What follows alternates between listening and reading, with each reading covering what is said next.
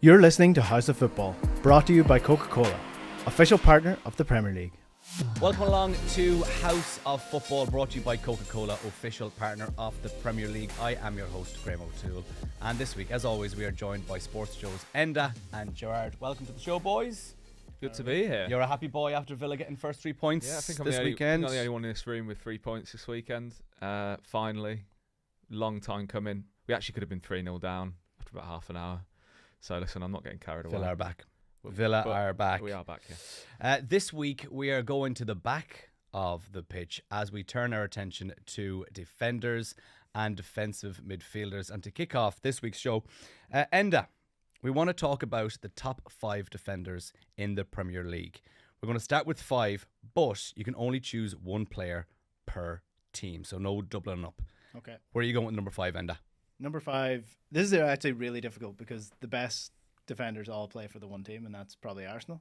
And then Crystal Palace. So then you're really going down the list. I'm going to go with Sven Botman as my number 5 here. Very, very solid player. Doesn't do anything fancy. I quite like the way that Newcastle play. It is just pure old school, not backs to the wall, but like strong physically, get in the opposition's face, and Sven Botman sort of leads that from the defence. So big fan of his. Gerard, who are you going with number 5? Well, I was told 2 minutes before the show started that I can't double up, and that's absolutely fine. So I wrapped my brains. This has changed my 5 slightly. Sorry about that now. No, you're fine. Sorry guys. about that. But I'll go number 5. I'm going to go Mickey van der Ven.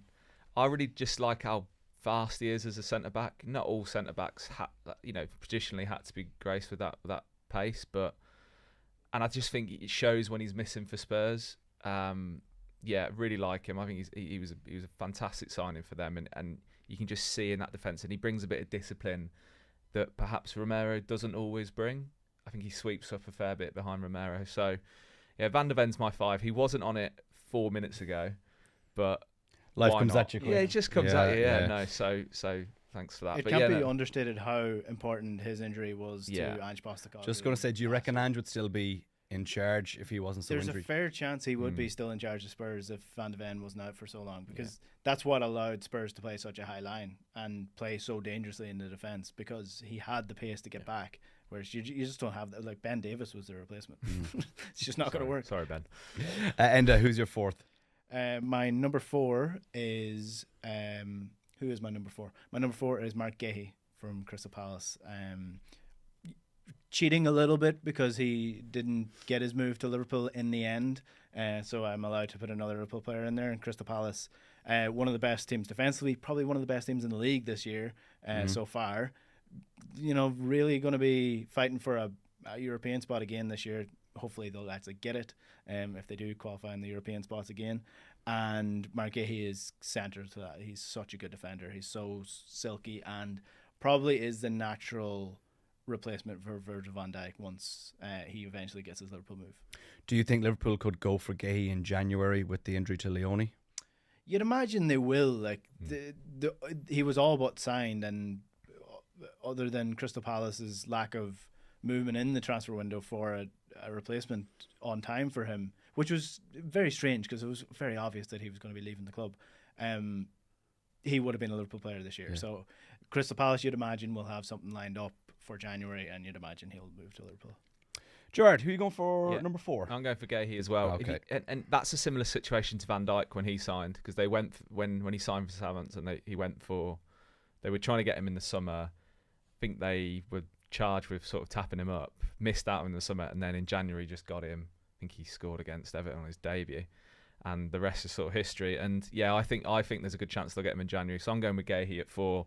Just there's a big reason he's going to be going to Liverpool, and he's being touted as Van Dijk's replacement. I think actually by Christmas, I don't think this title will be done, and Liverpool fans will be saying to each other, "Oh, God, I really wish we'd got him in." 1v1, composure, leadership, everything. He's got it all, and he'll be hoping to get a good season and a half next to Van Dijk. If indeed he does go, I'm saying it like he is going to go if he goes. And yeah, for me, he's the 4th best defender in the Premier League at the moment. Enda, who are you going with your top 3? I'm going to a Manchester City player, and couple of years ago, this probably would have been Ruben Diaz. Now I think it's Josko Gvardiol. He's an excellent player. He could play in centre midfield. Arguably could play as a number 10 if you're really stuck.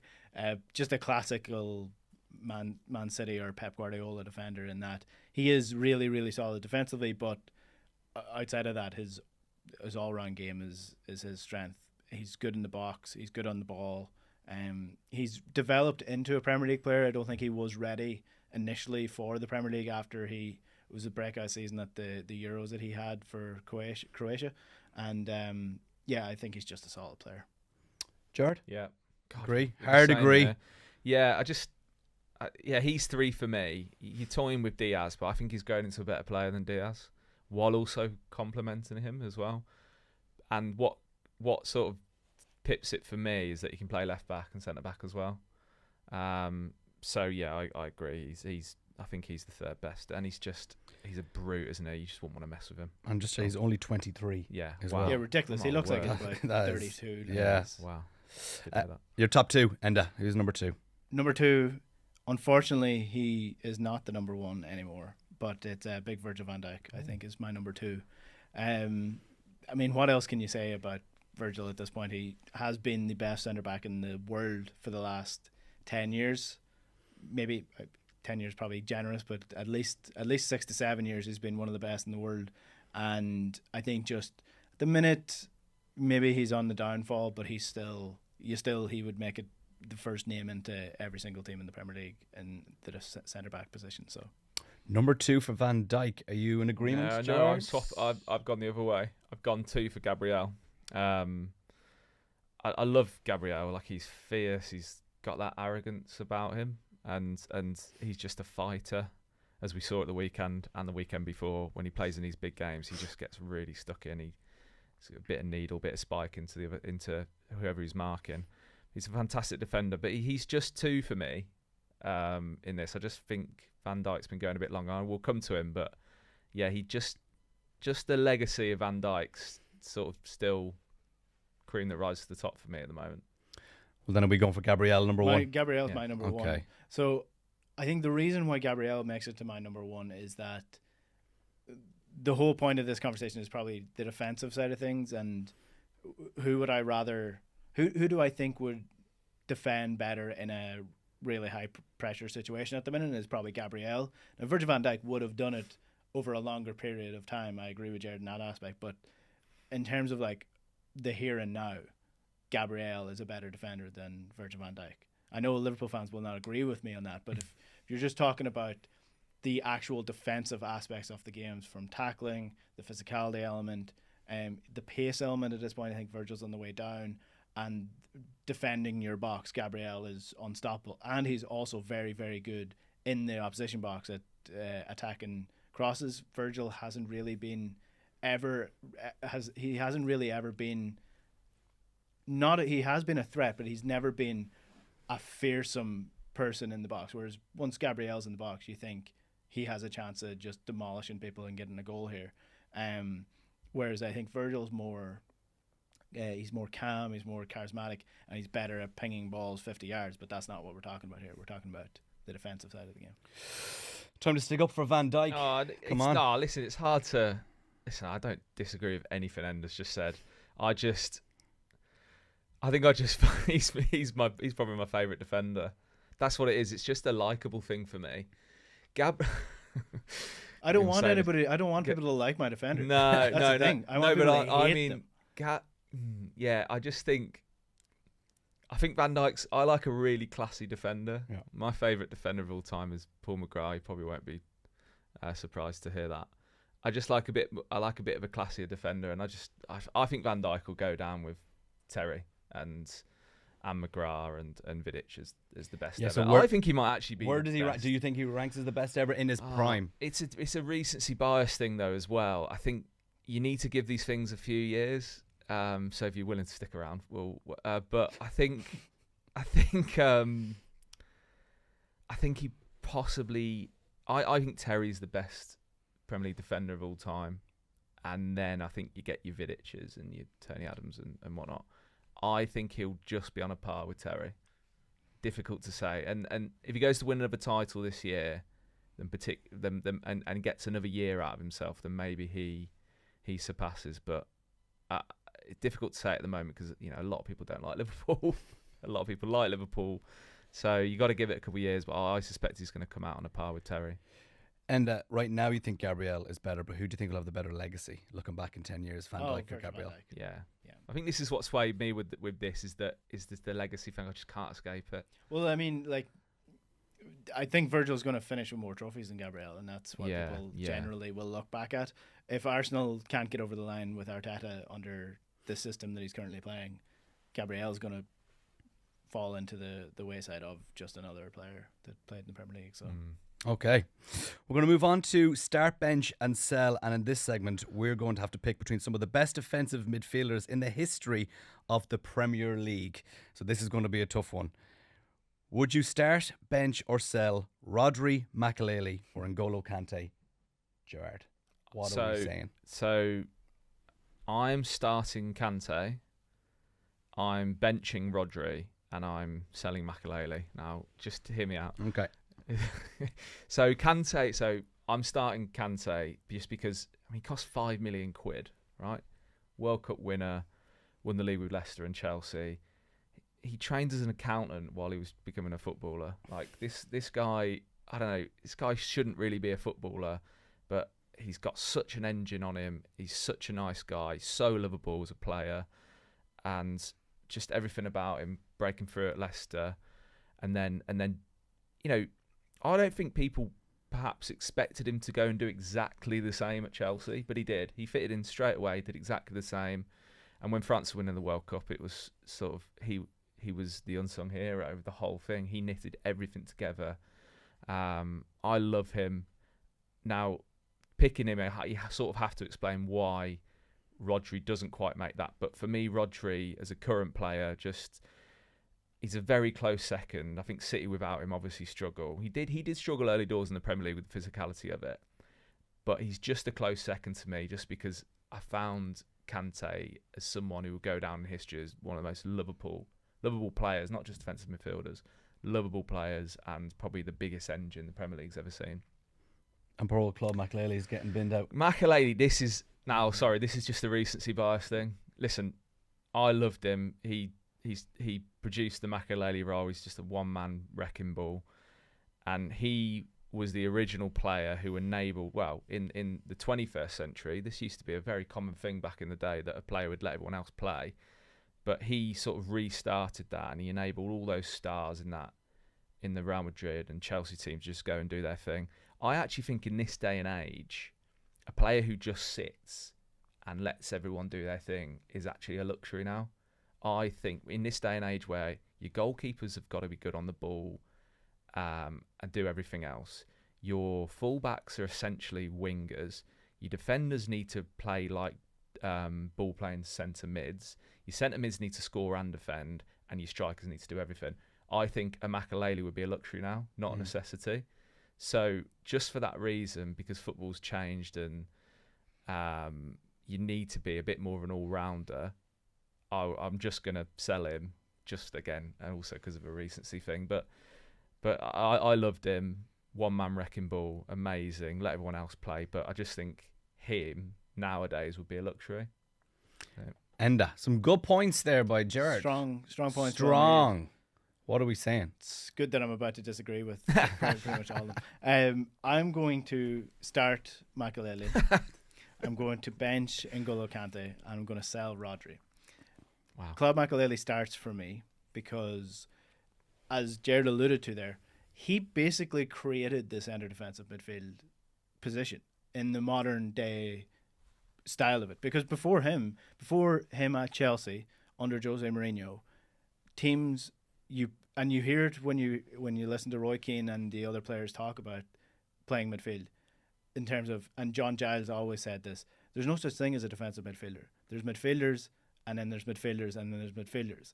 Whereas Claude Makelele was a centre defensive midfielder, and he will, I think the recency bias almost plays into like almost doing down Claude Makelele in that people don't rate Claude Makelele because he played in the time period that he played didn't play today. But trust me, he would be the best defensive midfielder in the league if he played today at the quality that he played. So I think he starts.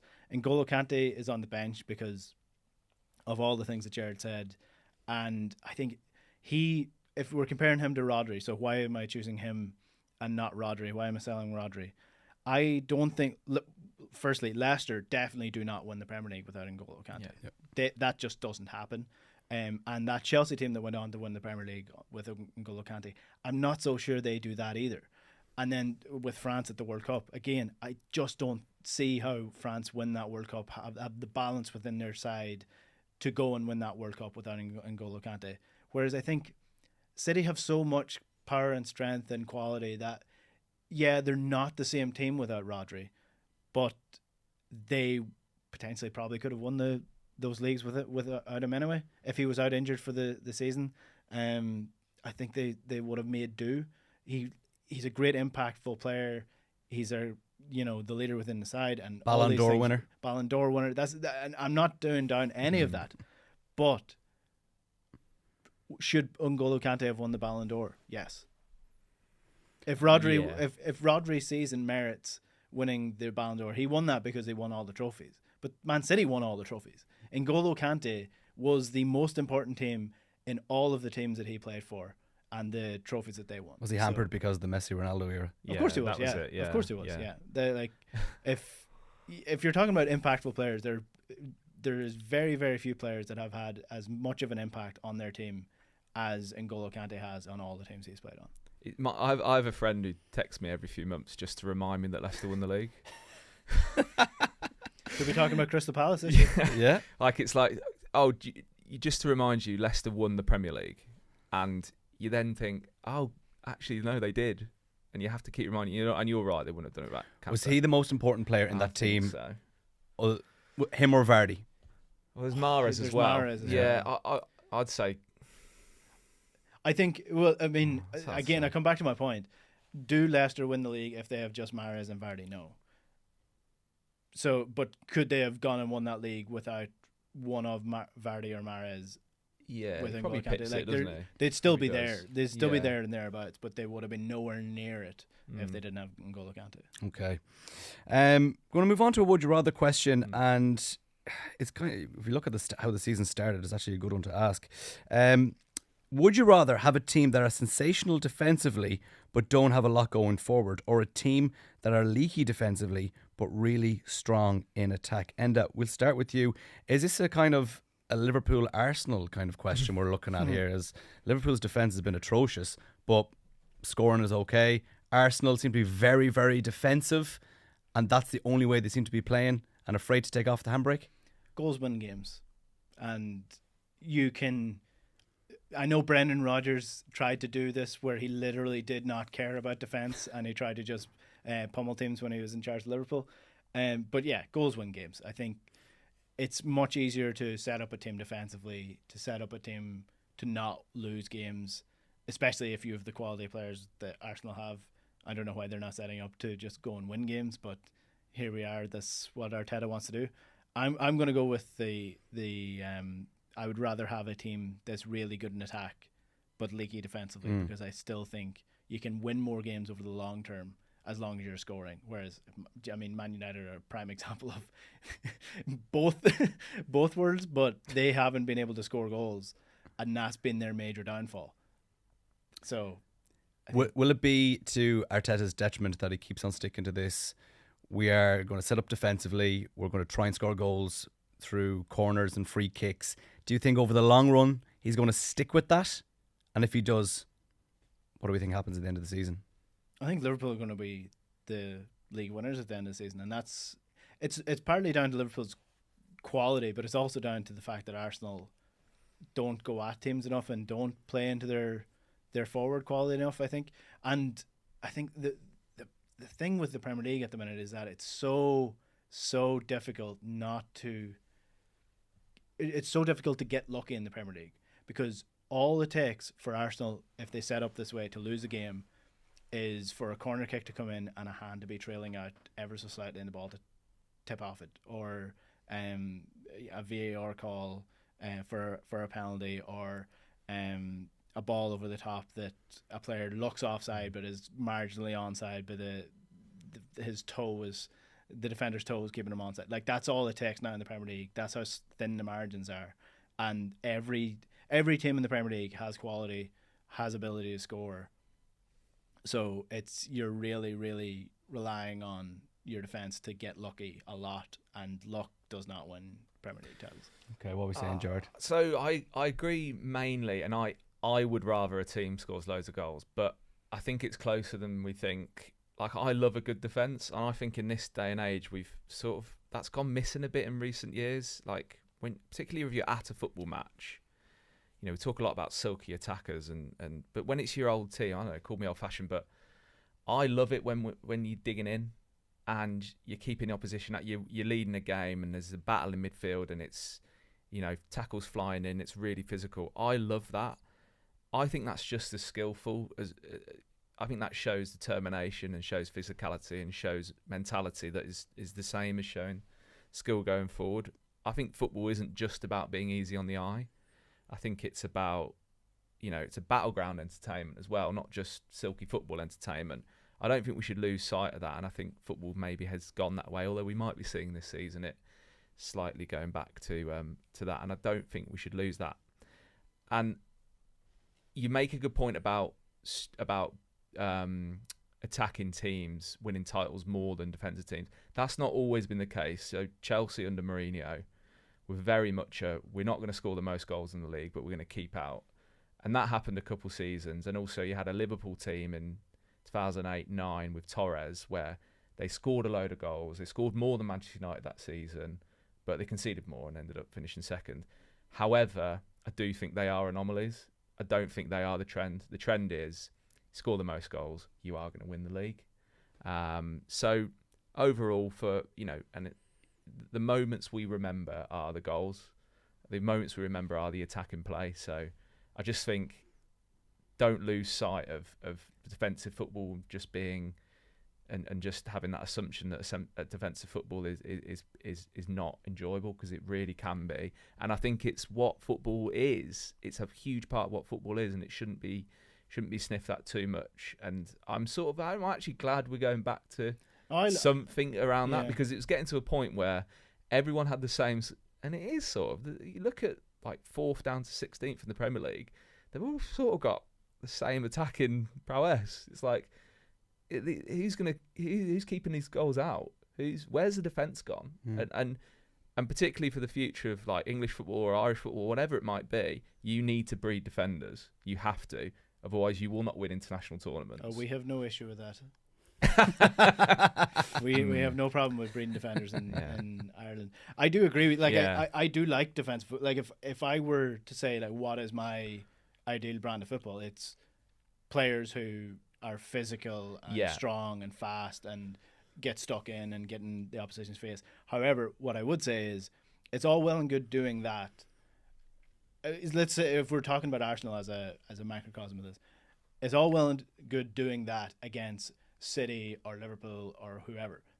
But if you're doing that against Burnley, like that's the difference. Like Arsenal should be blowing Burnley away, because they know they've got that defensive structure anyway, that they can be a little bit more attacking. But then games between the games between top teams and lesser teams always go one way. The lesser team sits back, and it's just one-way traffic, and you can't break through. So I actually don't disagree with what Arsenal do in trying to draw out, because they know they've got more quality. You want to give that opposition a full sense of security and think, oh, we can go at these, and then balls over the top, and you will beat them. And football kind of used to be that way, I think, and that's a simpler way of, I think, approaching teams against lesser opposition. But yeah, listen, I'd take the option of the goals every day. We're talking a lot about, though, Arsenal, Liverpool going for a title. But what about teams that come up from the Championship into the Premier League? We've seen it with some teams who like to try and keep playing the football they're playing the Championship, and then they do get blown away, and then they get relegated straight away. So it kind of does it change when we're looking at the bottom half of the table, that we need to set up defensively strong and then just hope we nick a goal? I think that works to a certain degree in how long you stay in the Premier League. Like, it's absolute insanity that Southampton tried to play the way that they did, or that Burnley tried to play the way they did under Vincent Kompany when they first come up. When you get to the Premier League, you need to stay in the Premier League. That's your number one objective. And then when you stay in the Premier League, then you can do something like Brighton did, where, remember when they got rid of Chris Hughton and they brought in Graham Potter, and that was crazy, but then suddenly they started developing this style of play. You need to secure yourself as a Premier League side before you start thinking too fancy and thinking we need to start playing a little bit more fancy football here. There's a time and place for pragmatism, and there's a time and place for nice football. And when you're an up and coming Premier League side, you do not need to be fancy. You need to stay in the Premier League. So you need physicality, and that's where I would firmly disagree with the whole fancy football side of things. But the best teams I've seen in the Premier League have several routes to goal. They don't have that one style. So for me, Liverpool under Klopp, we might say, they have a style, but actually they had several styles in one. It wasn't just gegenpress. Actually, it wasn't even gegenpress, and they've moved past that at that Kenny point. just had an ethos, and then it was and the ethos was energy. Yeah. It was as simple as that. We put football down to tactics too much these days. There's 11 humans on a pitch. Are they ready to fight and run and put energy and win the ball back? Because if you win the ball back in the middle third of the pitch, you've got a really good chance of getting a shot on goal and attacking. If you have the mentality to win that ball back, winning that ball back is not skill. It is an energy. It is a motivation thing. It's a human thing. It's not a tactical thing. Well, you're starting me off now, and one of my pet peeves with Man United is that because they've had so many different managers over the last system, tactics. It all comes down to the fact that these players do not work for the side. No, like paralyzed by fear. They are. Yeah. If you put Pep Guardiola into that Manchester United team, and you're like, oh well, he's a tactician. He'll get the best out of them. Yeah. If they do not work in the same way that Pep Guardiola expects his team to work, they won't. The tactics fall apart. They don't work. No tactical system works if the players don't work hard enough in the first place. Like, if the best that Man United have performed this year was the first game against Arsenal and the first 40 minutes against Fulham, and the correlation in the two of them games is that Man United players worked their socks off. And then what did they do against Brentford in the first half at the last weekend? They were slow, they were monotonous, they were taking time on the ball, they weren't pressing down, and they got torn apart because of it. So, more hard work, please. Yeah, to summarise, it's a grey area. You're listening to House of Football, brought to you by Coca-Cola, official partner of the Premier League.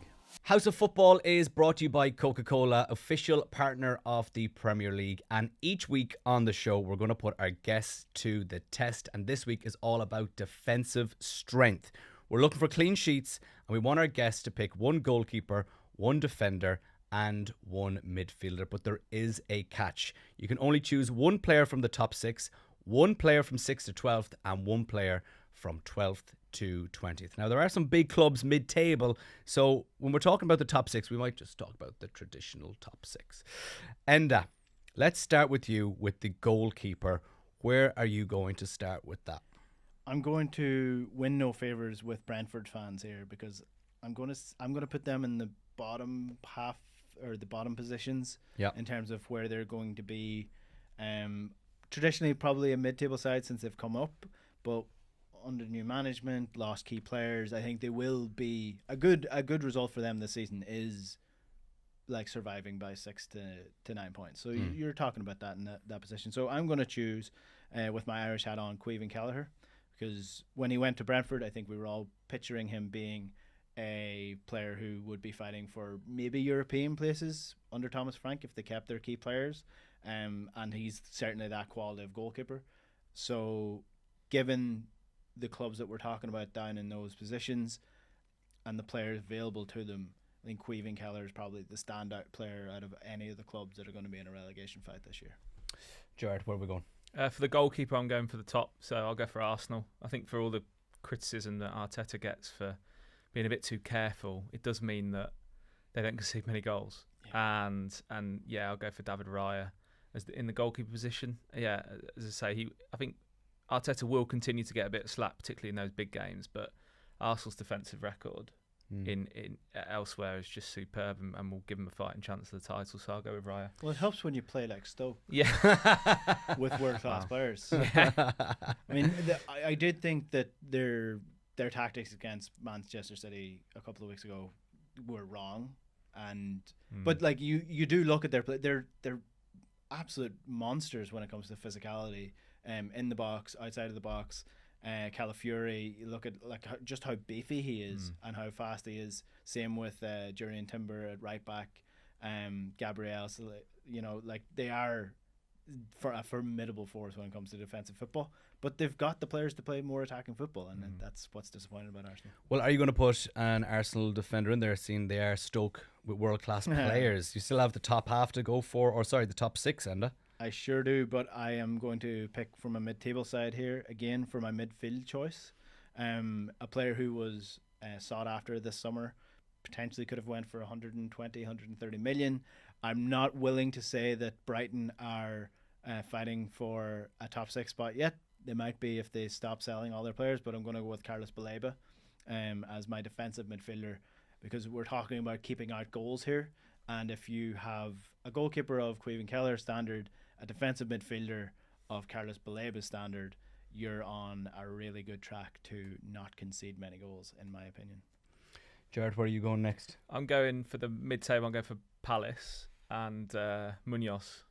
He's sort of a staple in my fantasy team, and you can always count on Palace defenders not only to get a clean sheet, but good chance of getting a assist as well. Yeah, I really like him. Again, sort of when he came into the Premier League, it's sort of who's this guy?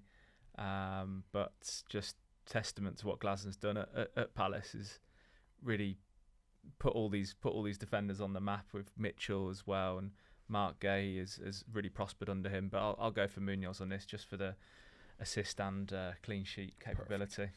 And before we get to our final players, House of Football is brought to you by Coca-Cola, official partner of the Premier League.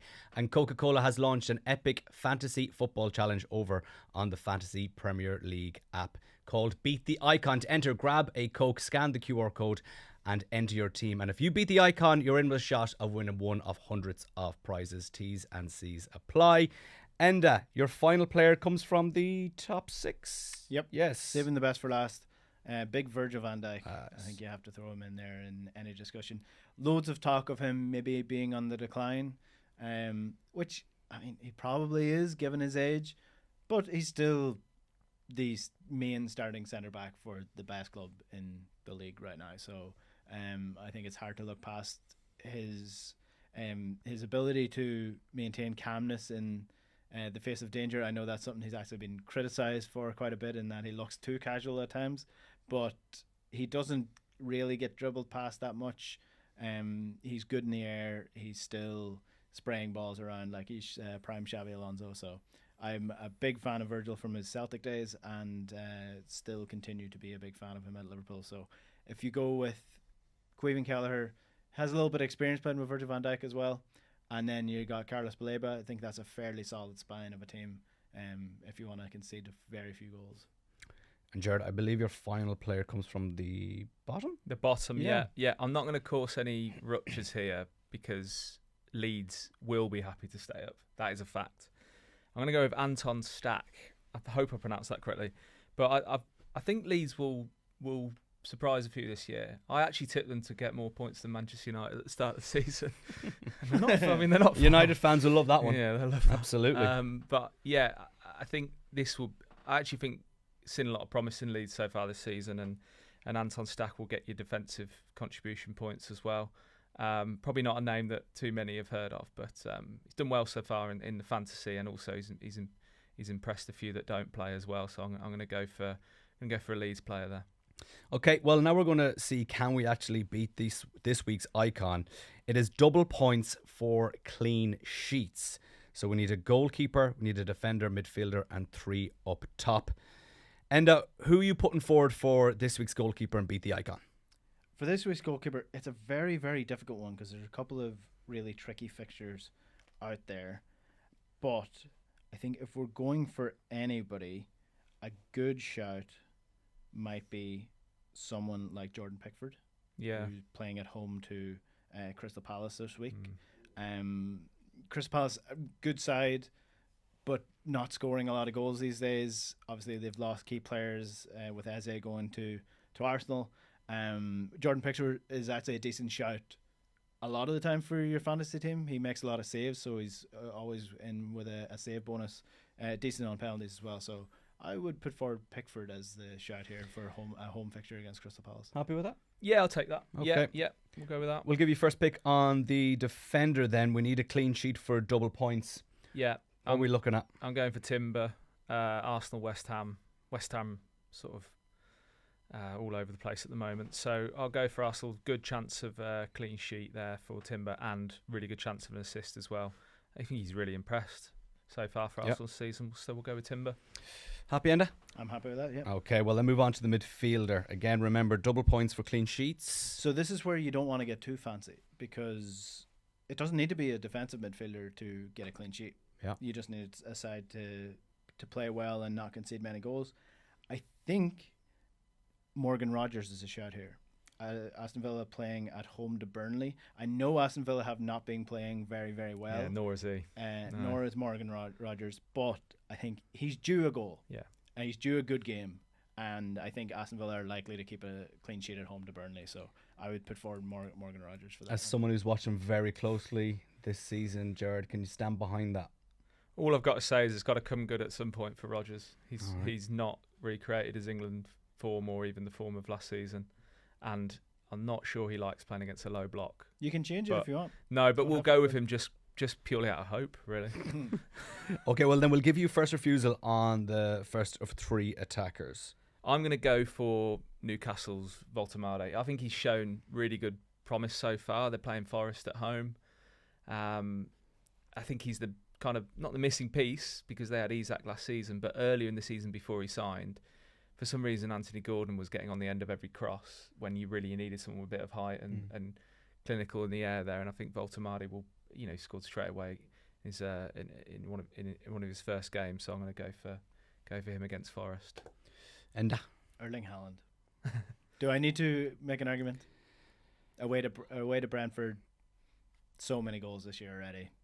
He's the one to go in here. Yeah, he's having a good season, isn't he? He's really kind of... Do you think he's playing much better now because of the change of style from Pep, of just booting the ball up to him and letting him just go for it? Yeah, it's amazing what can happen when you've got a monster up front and you just feed him the type of ball that he wants. It's really, really shocking that style of play seems to suit Erling Haaland. Haaland playing against Brentford, so maybe a clean sheet there too. And finally, finish off the team. I'm going for Richarlison away at Leeds Spurs. I like that. Just think there'll be lots of goals.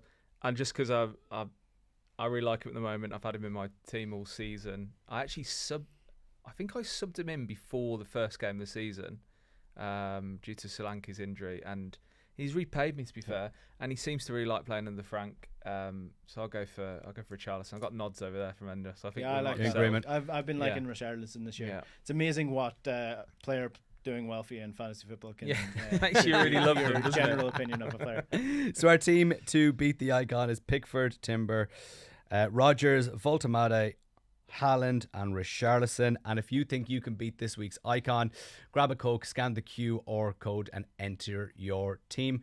Join us next week for more House of Football brought to you by Coca-Cola.